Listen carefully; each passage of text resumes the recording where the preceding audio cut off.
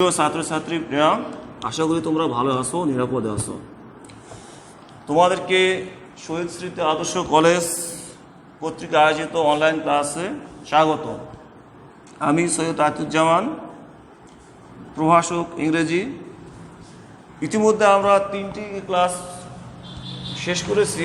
আজকে আমরা যাব 4র্থ ক্লাসে। আজকে আমরা শিখব অ্যাসার্টিভ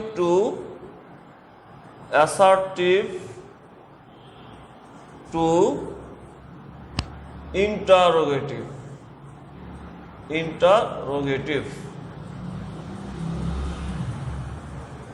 তাহলে এটা হচ্ছে আমাদের 3 number class,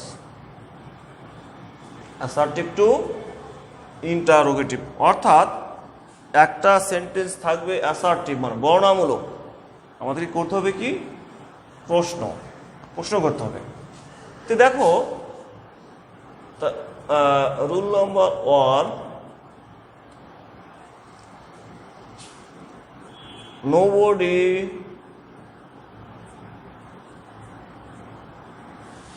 none no one। তাহলে কি nobody none no one যদি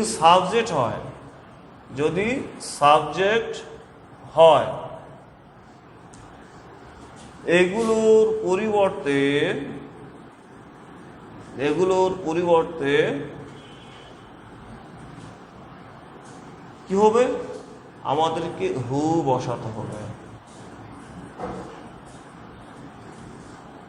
অর্থাৎ গঠনটা দেখো,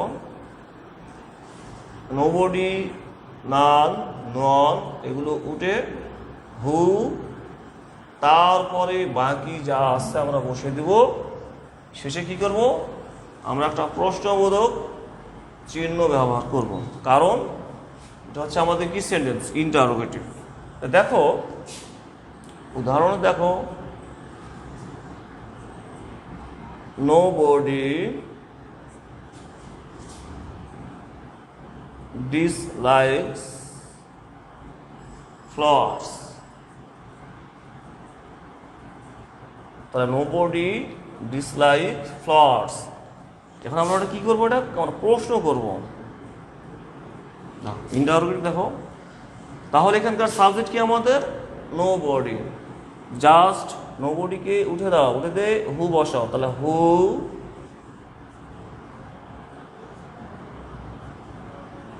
ডিসলাইকস ফ্লাওয়ার্স। শেষে কি করতে হবে, আমাদের একটা প্রশ্নবোধক চিহ্ন ইউজ করতে হবে। এখন দেখো যদি নোবডি নান নো ওয়ান যুক্ত সেন্টেন্সে যদি ফার্স্ট পারসন অবজেক্ট হয়, কি হয়, ফার্স্ট পারসন অবজেক্ট হয়, তাহলে আমাদেরকে ওইটা সেকেন্ড পারসন অর্থাৎ ইউ করতে হবে। যেমন ধরো নান ক্যান সেভ মি। তাহলে এখানকার অবজেক্ট কি মি, এটা হচ্ছে ফার্স্ট পারসন। তাহলে আমরা কি করব, নানের পরিবর্তে আমরা হু বসাবো, তারপরে যা আছে তাই। মি হলো ফার্স্ট পারসন, এর পরিবর্তে আমাদের ইউ নিতে হবে। তাহলে হু ক্যান সেভ ইউ। এখন আমরা 2 নম্বর নিয়মে চলে যাই।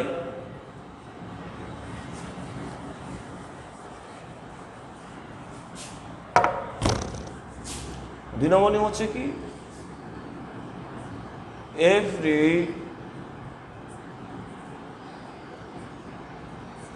everybody everyone all যদি সাবজেক্ট হয় কি হবে, everybody everyone all যদি সাবজেক্ট হয় কি করতে হবে, এগুলো উঠে গিয়ে আমাদের হু বসাতে হবে। এখন তোমাদের কাছে মনে হতে পারে স্যার রুল 1 রুল 2 তাহলে তো একই। আসলে তাই না, পার্থক্য আছে। পার্থক্যটা দেখো, তাহলে কি হবে, এভরিবডি, এভরিওয়ান, অল এগুলো আমরা তো উঠে দেবো, দিয়ে এগুলোর পরিবর্তে আমরা কি বসাবো, হু বসাবো। আচ্ছা, হু বসালাম। এখন তোমাদের দেখতে হবে যদি ভার্বের সঙ্গে এস অথবা ইএস যুক্ত থাকে তাহলে আমরা কি বসাবো, ডাজন্ট। তাহলে কি হলো, যদি ভার্বের সঙ্গে এস অথবা ইএস থাকে তাহলে আমরা ডাজন্ট ইউজ করব। যদি না থাকে তাহলে আমরা ডিডন্ট। যদি থাকে অক্সিলারি অর্থাৎ ইজ থাকতে পারে, ওয়াজ থাকতে পারে, হ্যাজ থাকতে পারে, can, could, may, might, will, would, should থাকতে পারে, যা থাকবে ওটাকে আমরা মনে ধরলাম অক্সিলারি ধরলাম। আসলে অক্সিলারি বললে ভুল হবে, এখানে মডাল হতে পারে। যা আমাদের বোঝার জন্য আমরা ধরলাম অক্সিলারি। এই অক্সিলারির সঙ্গে আমাদের এই নট অর্থাৎ সংক্ষিপ্ত নট যোগ করতে হবে। তারপরে আমরা কি নিব, পিভি অর্থাৎ প্রিন্সিপাল ভার্ব। তারপরে বাকি যা আছে তাই নেব, শেষে কি একটা প্রশ্নবোধক চিহ্ন দেব। যেমন ধরো, একটু উদাহরণটা ভালো করে দেখবে, দেওয়া আছে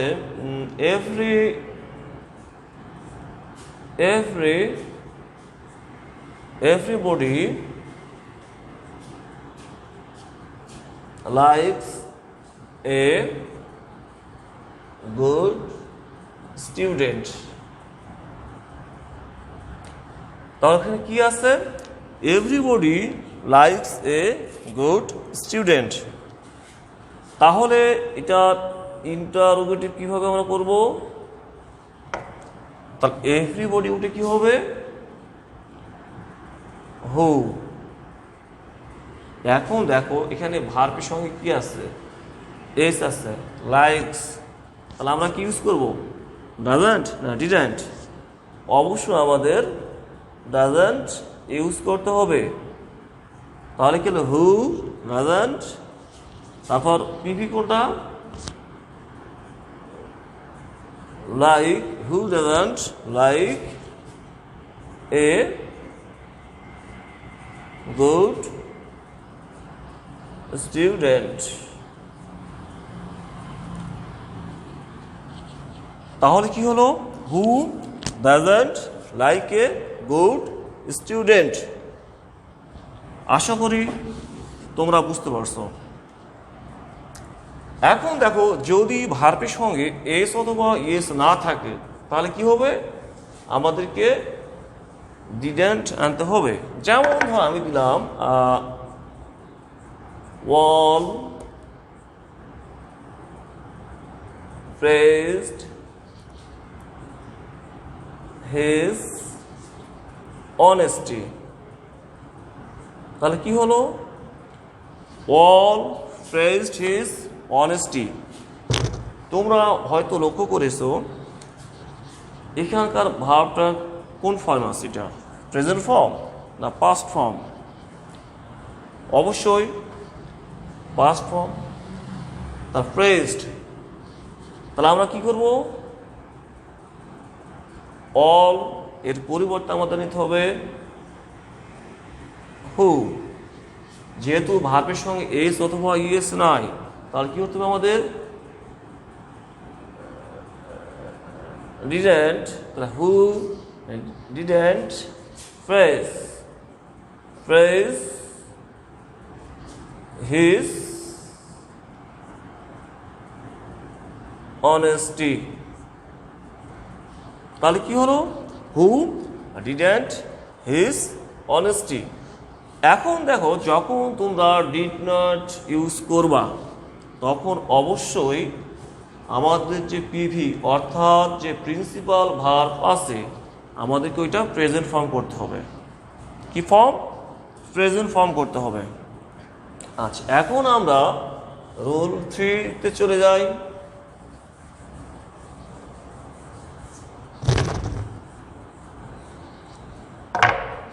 রুল 3,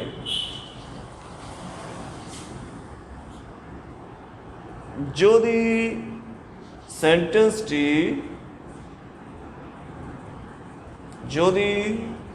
সেন্টেন্সটি অ্যাফার্মেটিভ হয়। কি হয়?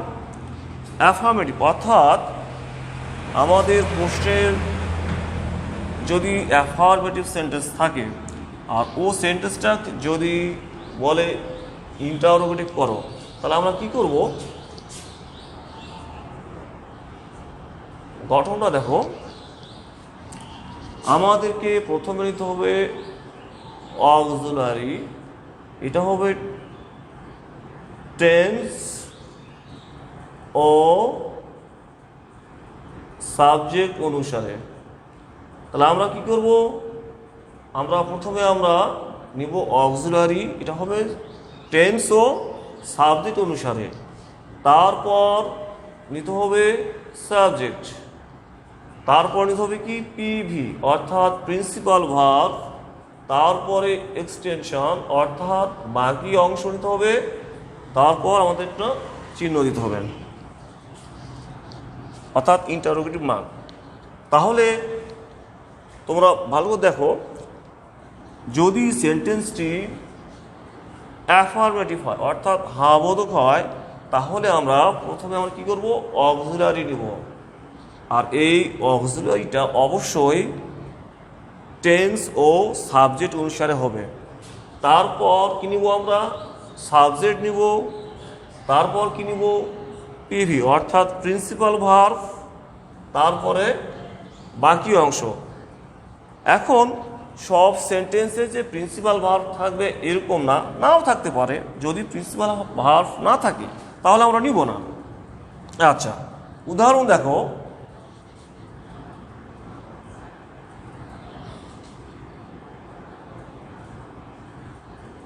রিনা is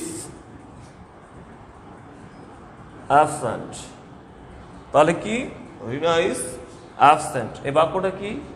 এই বাক্যটা হলো আমাদের অ্যাফার্মেটিভ, হ্যাঁ বলো। তাহলে কি হবে? এটা আমরা প্রথমে কি নেব? অক্সিলারি। এখানে অক্সিলারি ভুল হবে, এটা হচ্ছে আমাদের principal verb.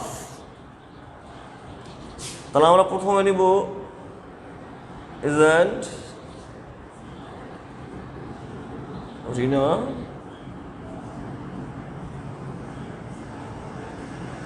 absent।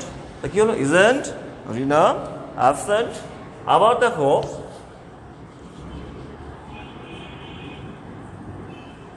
they know English well। তাহলে কি হলো?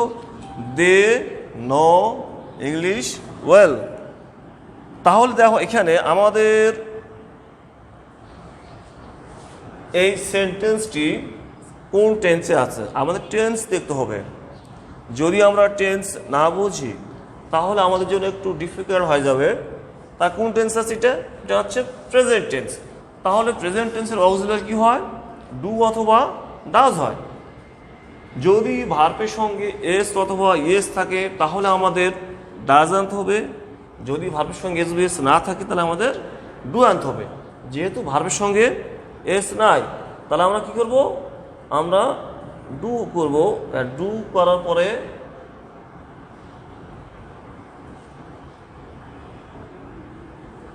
সরি, ভুল হয়ে গেছে।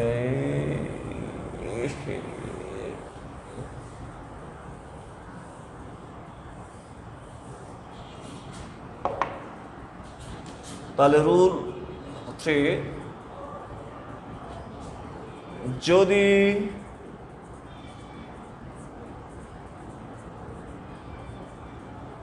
সেন্টেন্সটি অ্যাফারমেটিভ হয়, তাহলে কি, যদি সেন্টেন্সটি অ্যাফারমেটিভ হয় তাহলে আমরা কীভাবে এটা ইন্টারপ্রেট করব। গঠন দেখো, তাহলে আমরা কি করব, প্রথমে আমরা নিব অক্সিলারি, এটা হবে টেন্স ও সাবজেক্ট অনুসারে। কি হবে এটা, টেন্স ও সাবজেক্ট অনুসারে। তারপর আমরা কি নেব, কন্ট্রাক্টিভ নট, অর্থাৎ এর অ্যাপস্ট্রোফটি।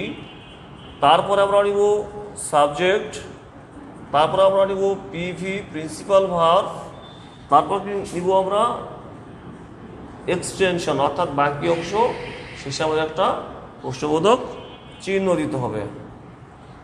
আচ্ছা, এখন দেখো দেওয়া আছে এরকম, উই নো হিম ওয়েল। তাহলে এই বাক্যটা দেখো, এই বাক্যটা হচ্ছে উই নো হিম ওয়েল। কেন আমাদের দেখতে হবে কোন টেন্স আসছে এটা।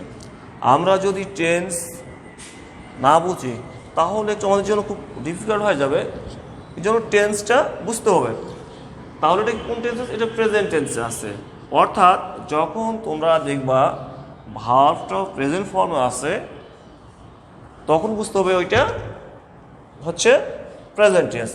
তাহলে প্রেজেন্ট টেন্সের অক্সিলারি কি হয়, ডু অথবা ডাজ হয়। যদি ভার্বের সঙ্গে এস অথবা ইএস থাকে তাহলে ডাজ, ভার্বের সঙ্গে এস বা ইএস না থাকলে ডু। যেহেতু ভার্বের সঙ্গে এস বা ইএস নাই, এই জন্য আমাদের কী করতে হবে, ডু করতে হবে। তাহলে আমরা ডু করলাম, do apostrophe T, don't. Subject আমাদের কি, উই নো হিম ওয়েল, তা don't we know him well. আবার মনে করো দেওয়া আছে এরকম,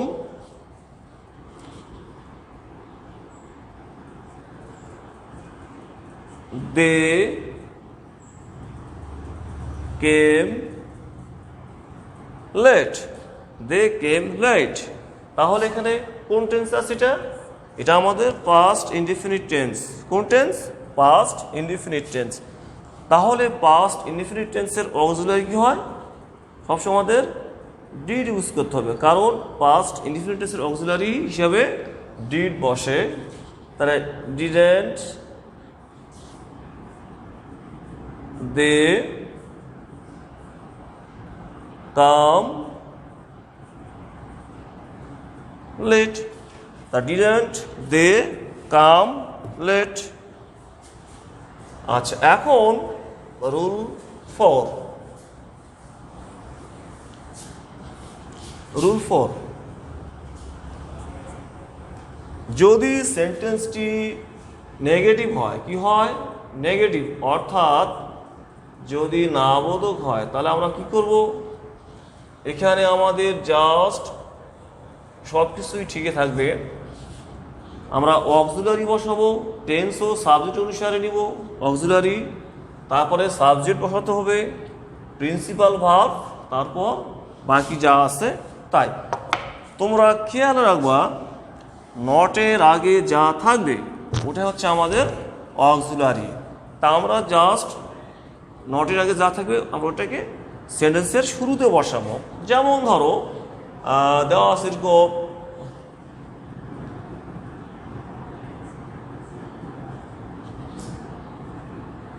Habib is not a bad boy. Habib is not a bad boy. তাহলে তোমরা এখানে দেখো নটের আগে কি আছে, এই যে ইজ আছে, আমরা ইজটাকে আমরা কি মনে করব? অক্সিলারি। আসলে ইজ কিন্তু অক্সিলারি না, ইজ হচ্ছে আমাদের প্রিন্সিপাল ভার্ব, কিন্তু সুবিধার্থে আমরা এটাকে আমরা ধরলাম অক্সিলারি। সাবজেক্ট কি? হাবিব। তাহলে is Habib a bad boy. তাহলে is Habib a bad boy. আচ্ছা, আর একটা উদাহরণ দেখো, দেওয়া আছে she does not, she doesn't go to college. তা she doesn't go to college। তাহলে এখানে দেখো নটের আগে কি আসছে? ডাস। তাহলে আমরা কি করব? ডাসটাকে আমরা শুরুতে বসাবো। তা ডাস, সাবজেক্ট কি আমাদের? she। তা ডাস she go to college। তা কি হলো? ডাস she go to college।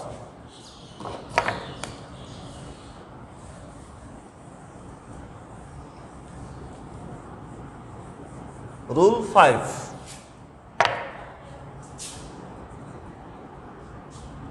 যদি সেন্টেন্সে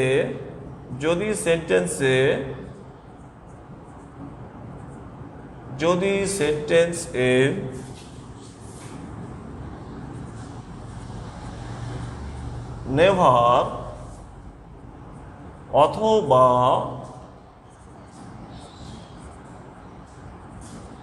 নাথিং থাকে, তাহলে কি? যদি সেন্টেন্সে নেভার অথবা নাথিং থাকে, সেক্ষেত্রে কি করতে হবে? সেক্ষেত্রে নেভারকে ইভার এবং নাথিংকে এনিথিং করতে হয়। তার নাথিংকে কি আমরা করব? এনিথিং করব। অর্থাৎ যে স্থানে নেভার থাকবে সেই স্থানে আমরা নেভারকে ইভার করব, যেখানে নাথিং থাকবে আমরা সেখানে এনিথিং করব। তাহলে তোমরা একটু গঠনের দিকে তাকাও। অক্সিলারি টেন্স ও সাবজেক্ট অনুসারে, তারপর সাবজেক্ট বসবে, তারপর এখন বাকি যা আছে তাই দেখতে হবে কোথায় আমাদের নেভার আছে, আমরা সেই স্থানে ইভার করব, যেখানে নাথিং আছে সেই স্থানে এনিথিং করতে হবে। যেমন দেওয়া আছে এরকম, ফাদার নোস নাথিং। তাহলে কি হলো? Father knows nothing. তাহলে কোন টেন্স আছে? এটা প্রেজেন্ট টেন্স। তাহলে আমরা অক্সিলারি কি নিব? ডাস। তা ডাস ফাদার নো